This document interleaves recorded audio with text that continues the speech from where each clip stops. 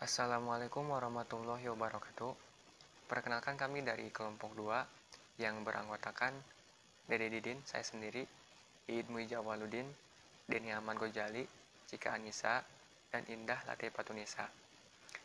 Di sini kami akan mempresentasikan materi planning dari mata kuliah Sistem Cerdas. Oke, kita langsung saja ke pembahasan pertama, yaitu materi planning. Pada kamus Oxford Advanced Learn, terdapat 4 definisi yang mengacu pada istilah plan, yaitu yang pertama, ide atau metode yang telah dipikirkan secara detail sebelum menyelesaikan suatu pekerjaan. Misalnya, ide atau metode untuk mengalahkan tim lawan dalam suatu pertandingan sepak bola. Yang kedua, diagram atau peta detail tentang bagian-bagian penting suatu kota, gedung, mesin, dan sebagainya. Yang ketiga, cara penyusunan suatu benda, misalnya susunan tempat duduk. Dan yang terakhir, penyusunan keuangan sehingga seseorang bisa mendapatkan keuntungan, misalnya pensiun, rencana investasi, dan sebagainya. Apa itu planning? Planning merupakan sebuah metode penyelesaian masalah dengan memecah masalah ke dalam sub-sub masalah yang lebih kecil. Menyelesaikan sub-sub masalah satu demi satu, kemudian menggabungkan solusi-solusi dari sub-sub masalah tersebut menjadi sebuah solusi lengkap dengan tetap mengingat dan menangani interaksi yang terdapat pada sub-sub masalah tersebut. Perbedaan antara searching dan planning. Teknik planning berbeda dengan searching dalam hal representasi goals, state, and action.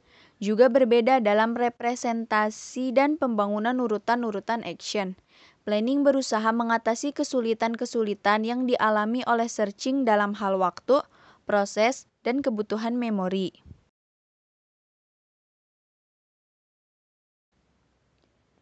Kemampuan dunia balok, yaitu untuk berpindah dari satu state ke state lainnya, sistem planning diperkenankan untuk mengaplikasikan sejumlah operator.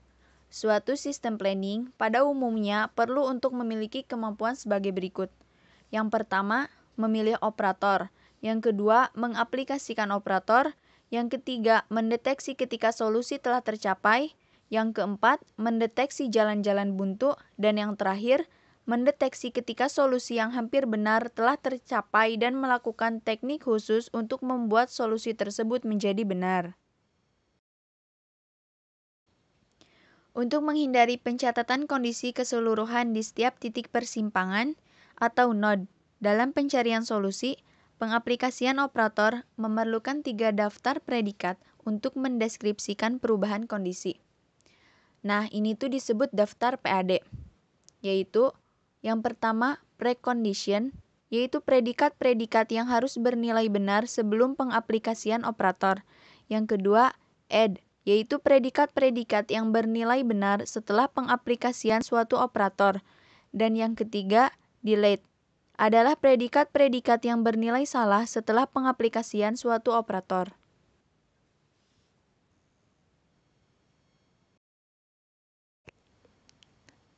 Pada dunia balok, terdapat predikat-predikat untuk memudahkan pendefinisian kondisi balok pada suatu state. Dalam dunia balok, kita bisa menggunakan predikat-predikat berikut ini. Predikat untuk balok kotak, terdapat 3 predikat yaitu, yang pertama on AB, yaitu balok A menempel di atas balok B. Yang kedua, on table A, balok A berada di permukaan meja. Dan yang terakhir, clear A, yaitu tidak ada balok yang sedang menempel di atas balok A. Sedangkan untuk lengan robot digunakan predikat-predikat sebagai berikut. Predikat untuk lengan robot terdapat 2 bagian, yaitu yang pertama, holding A, lengan robot sedang memegang balok A. Yang kedua, RMT, yaitu lengan robot sedang tidak memegang balok. Selanjutnya, untuk mengubah suatu keadaan menjadi keadaan lain, diperlukan operator dalam dunia balok bisa mendefinisikan 4 operator berikut ini.